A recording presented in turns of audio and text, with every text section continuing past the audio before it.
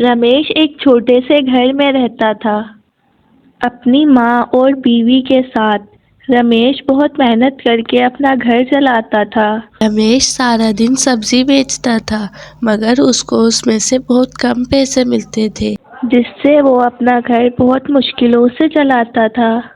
जब शिवान सब्जी बेचने की तैयारी कर रहा होता है तो उसकी बीवी उससे कहती है, मुझे तो लग रहा है कि आज बारिश हो जाएगी।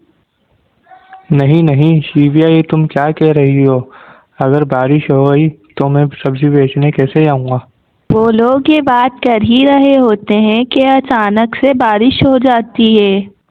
रमेश बारिश रुकने का इंतजार करता है, मगर उस दिन पूरे दिन बारिश होती है। फिर अगले दिन सुबह रमेश और शिविया बाहर आकर देखते हैं तो बारिश रुक जाती है।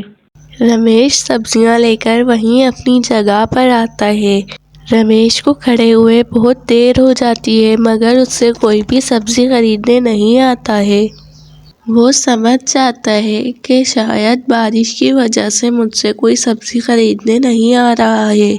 रमेश घर वापस आ जाता है। फिर जब रमेश घर में पहुंचता है तो उसकी माँ उससे पूछती है, बेटा क्या हुआ, तू इतना उदास क्यों लग रहा है? माँ, आज मेरा बिल्कुल भी काम नहीं हुआ है क्योंकि आज बारिश की वजह से लोग बिल्कुल भी बाहर नहीं आए। अब हम क्या करेंगे? पता नहीं, कल मुझसे कोई बासी सब्जी खरीदेगा भी नहीं। बेटा, हम इतनी सारी सब्जियां फेंक भी तो नहीं सकते हैं। जी माँ जी, मैं ये सोच रहा हूँ कि सारी सब्जी गरीबों में बांट दूँ। ठीक है, चले फिर हम जाकर गरीबों में सब्जियां बांट कर आते हैं। वो लोग अपना ठेला लेकर गरीबों की तरफ पहुंचते हैं। उनके पास सारी सब्जी खत्म हो जाती है, बस एक बैगन बचता है। वो लोग अपने घर जब आ रहे होते हैं तो उनके रास्ते में एक तांत्रिक मिलता है। मेरे पास पैसे नहीं है और मैंने कल से कुछ खाया भी नहीं है। तुम लोग क्या मुझे कुछ दे सकते हो? हमारे पास बस ये एक बैगन बचा है, बाकी हमारे पास सारी सब्जी खत्म हो गई है। तुम लोग मुझे ये एक बैंगन ही दे दो, तुम्हारा भला होगा। तुम लोग बहुत अच्छे दिल के हो।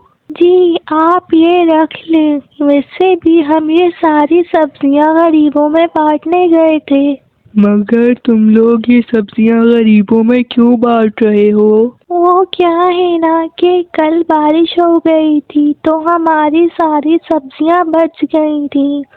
ये सारी सब्जियां फेंकनी ना पड़े तो इसलिए हम इन्हें गरीबों में बांटने गए थे। जब वो लोग उन बाबा जी को बैंगन लेकर घर आते हैं तो वहाँ एक आदमी बैठा हुआ होता है। आप कौन हैं और यहाँ हमारे घर में क्या कर रहे हैं?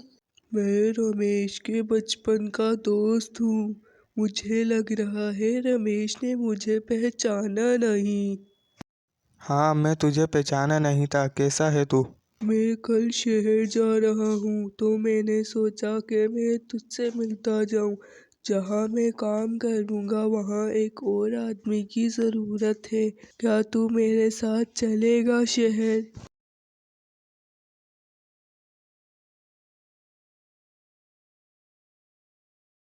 ठीक है, फिर हाँ, मैं तेरे तुझे साथ कल शहर अपने जाऊँगा साथ क्योंकि मैं लेकर यहाँ पे सब्जी चलूँगा। बेचता हूँ रमेश और और मेरा उसका गुजारा सही दोस्त नहीं होता। रणवीर दोनों शहर के लिए निकल जाते हैं। रमेश के शहर जाने के थोड़े दिनों बाद ही उनके हालात बहुत अच्छे हो जाते हैं। वो लोग हमेशा गरीबों की मदद भी करते और खुशी खुशी रहने लग जाते हैं।